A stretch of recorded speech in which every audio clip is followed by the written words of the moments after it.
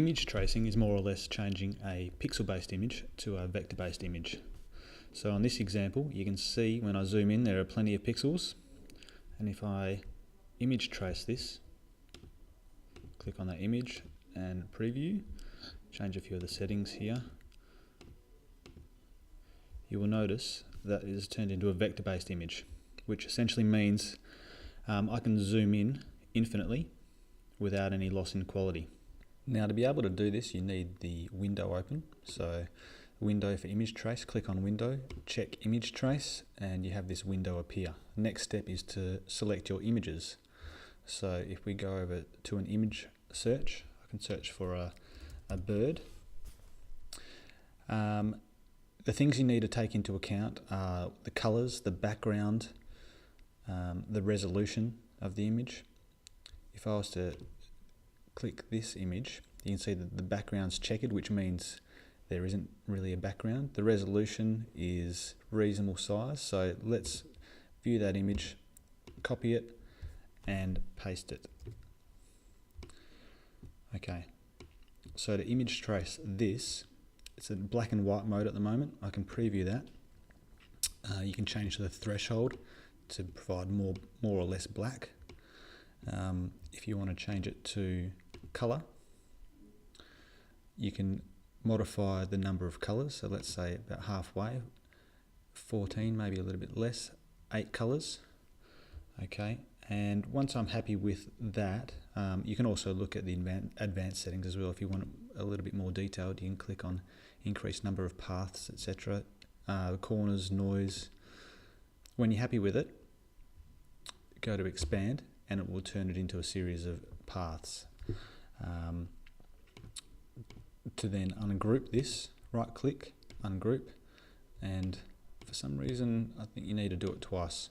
So ungroup twice, and then I can delete the border.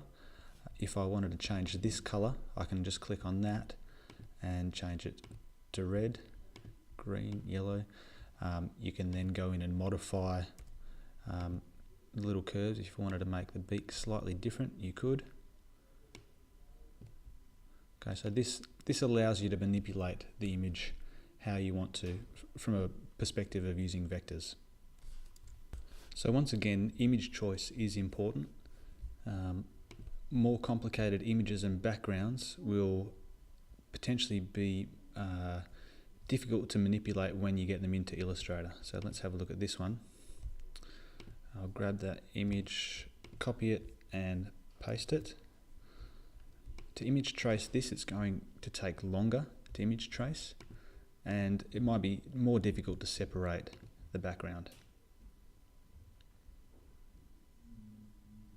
So this might suit your purpose, but it also might make things a little bit more complicated. If it does make things more complicated, rethink your image selection. And to do that, you have some settings up the top here. If you're using like a Google image search, maybe you only want to have black and white images. So, you know, let's grab this image.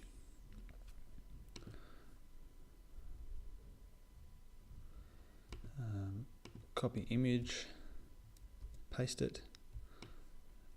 This will work. This is still a pixel-based image, even though it kind of looks like lines and vectors.